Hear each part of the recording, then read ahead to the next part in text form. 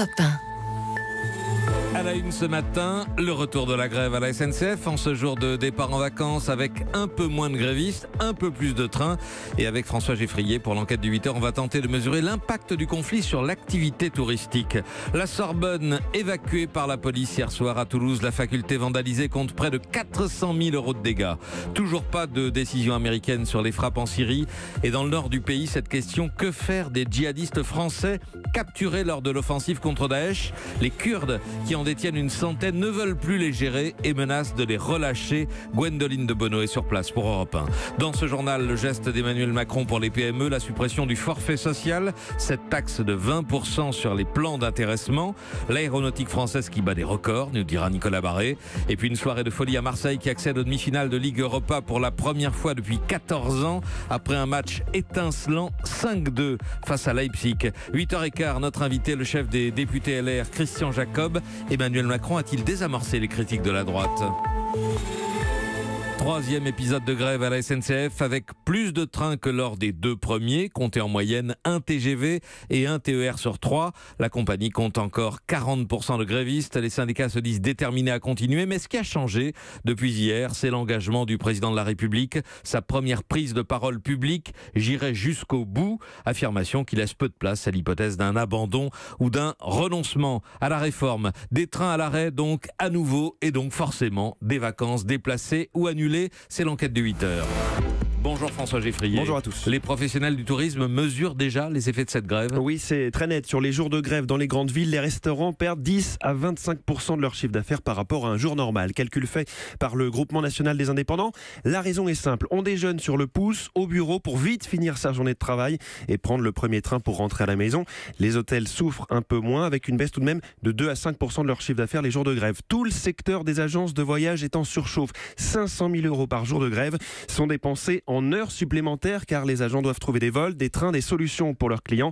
Et il y a en plus de ça, explique Jean-Pierre Mas, président des entreprises du voyage, des pertes d'argent définitives. L'exemple, c'est un voyage, une croisière au départ de Marseille.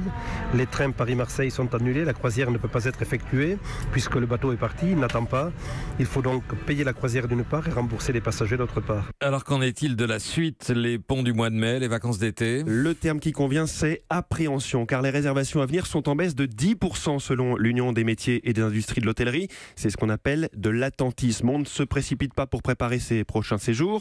Alors que le mois de mai 2018 aurait dû être extraordinaire avec des ponts et même un viaduc, mardi 8 mai et jeudi de l'Ascension, là on est en baisse. C'est ce que dit René-Marc Chicly, patron du syndicat des tours opérateurs. Si les clients commencent à douter de la possibilité de voyager, ils décident de ne pas partir et ils se rabattent sur ce qu'on appelle le non-marchand, c'est ses propres moyens, résidences secondaires et autres.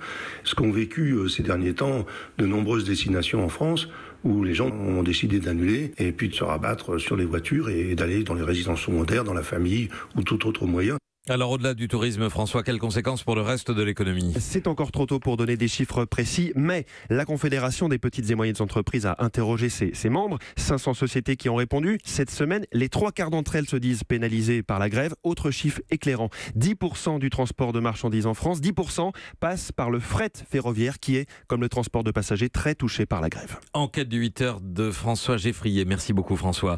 À l'université, la Sorbonne, symbole de mai 68, n'est resté occupé que 6 heures dans la soirée. La police a évacué les quelques 200 étudiants qui s'étaient installés dans des couloirs et des salles de cours. En tout, une quinzaine de facultés restent perturbées.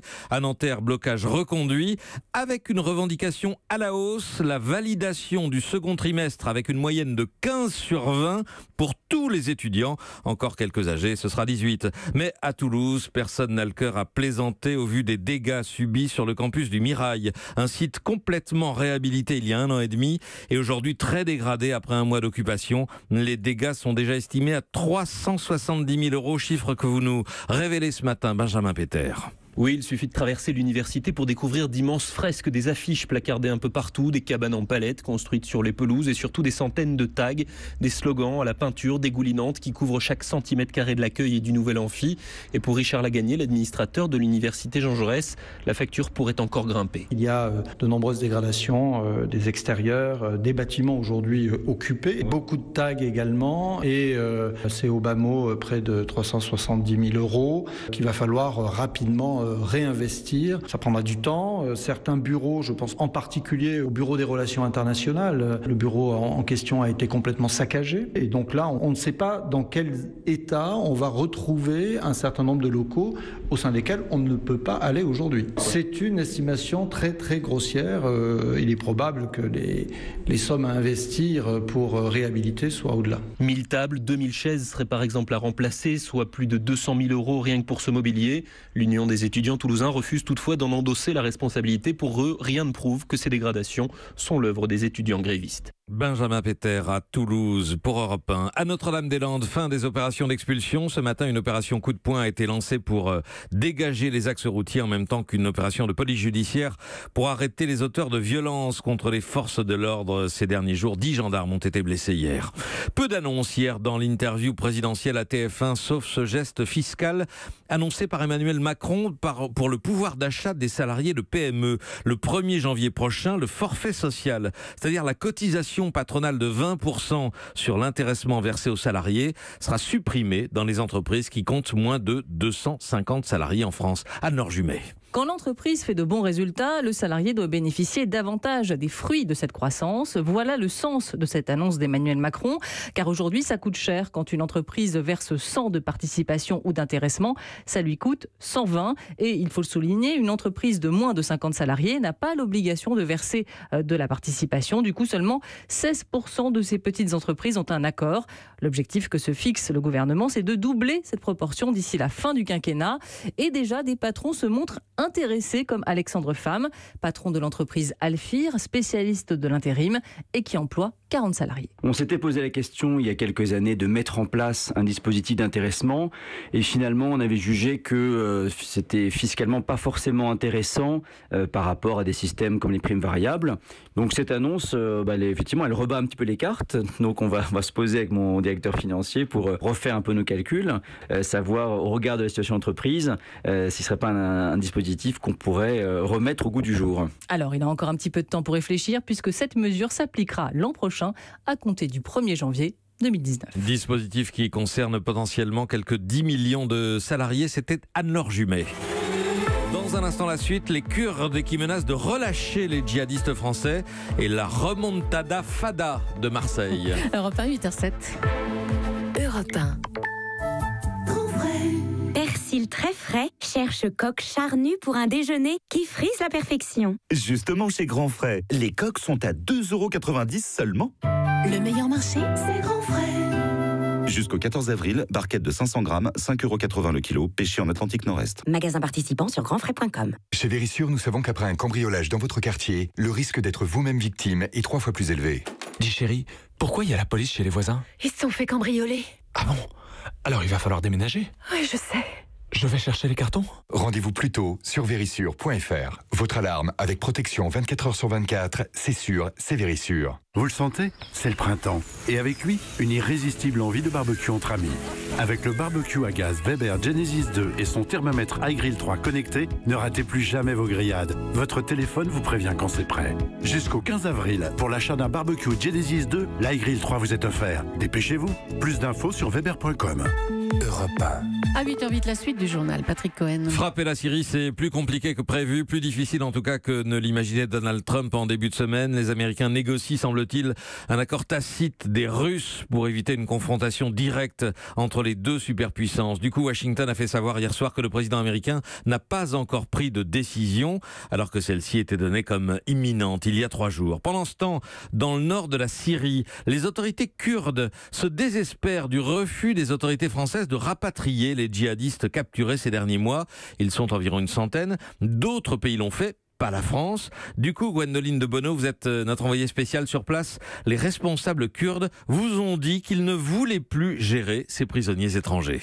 Aucun djihadiste français ni étranger n'est encore passé devant les tribunaux kurdes. Ici, le système judiciaire n'est reconnu par personne, mais ce sont ces règles qui s'appliquent. Nous attendons des consignes de leur gouvernement, dit Abdul Basset Osso. Il est l'un des dirigeants de cet appareil judiciaire et il ne cache pas son agacement à l'égard des autorités françaises. Ça ne peut pas durer éternellement, nous n'avons pas assez de place et ils nous coûtent cher. Leur nourriture, leurs soins, il faut bien s'en occuper. Et si on les juge, certains de ces étrangers seront condamnés à 1 an de prison. Après cette année de prison, gère la chou, moi. Ce sont entre autres vos citoyens, ils ont des passeports français, il faut assumer. La Russie, elle a repris presque tous ses prisonniers, y compris ceux qui ont combattu. D'autres cadres vont beaucoup plus loin. Miskin Ahmad est une influente conseillère politique au sein de l'administration régionale. À ses yeux, la coalition a laissé tomber les Kurdes après les batailles contre l'État islamique. Elle en veut aux Américains, aux Français, aux Britanniques d'avoir laissé la Turquie s'emparer de la ville kurde d'Afrin.